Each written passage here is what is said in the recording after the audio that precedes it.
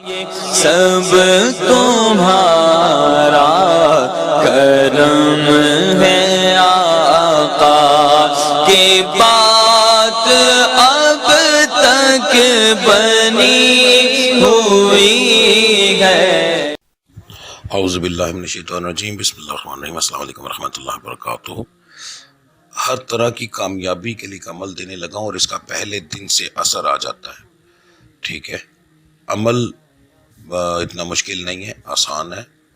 فجر کی نماز کے بعد آپ نے یہ پڑھائی کرنی ہے۔ اچھا، اس کو پہلے کرنے سے پہلے سمجھ لیں، یہاں پر الفاظ نہیں لہجہ کام کرے گا۔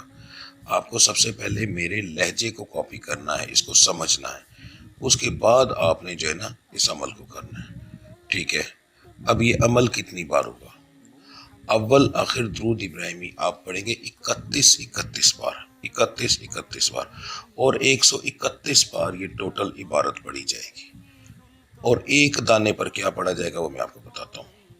اب یہاں پر لفظ پڑھا جائے گا تو یہ کس طریقے سے پڑھا جائے گا؟ یا وہابو یا وہابو یا فتح ہو، یا وہابو یا وہابو یا فتح ہو، یا وہابو یا وہابو یا فتح ہو، اس طرح پڑھا جائے گا۔ ٹھیک ہے، اب اللہ کے نام ہے، مگر یا فتح ہو جب ہم پڑھتے ہیں تو یہ ایک طرح سے کوک لگائی جاتی ہے۔ جیسے ایک مثال دیتا ہوں، ہم ہمارے گھر میں کوئی آدمی ہے، ہم اس کا نام ہے تو اس کو جب آواز دیتے تو غور کیجیے گا، ہر بار جب ہم آواز دیتے ہیں تو بلانے کا طریقہ اور لہجہ علیحدہ ہوتا ہے۔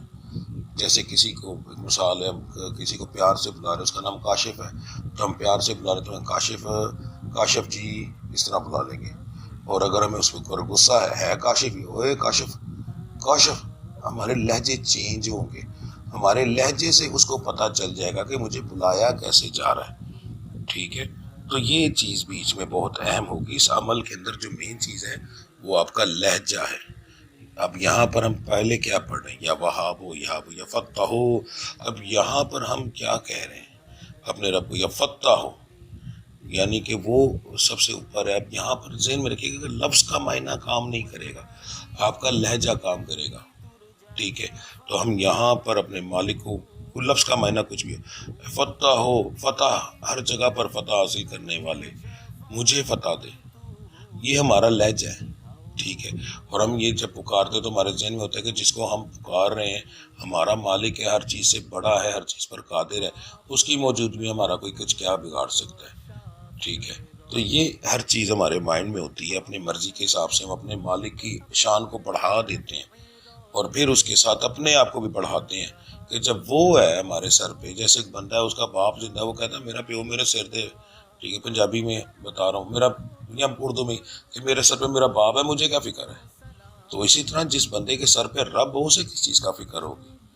ٹھیک ہے، تو یہ اس طریقے سے پڑھا جائے گا۔ مکمل تعداد میں نے آپ کو بتا دی ہے، ایک دانے پر یہ پڑھا جائے گا، یا وہابو یا فتح ہو، یا وہابو یا فتح ہو، اسی طریقے سے یہ پڑھا جائے گا۔ تو یہ آپ روزانہ پڑھیں گے، جتنا پڑھتے جائیں گے دن بہ دن انشاءاللہ تعالی اللہ کی ذات کامیاب کرتی جائے گی۔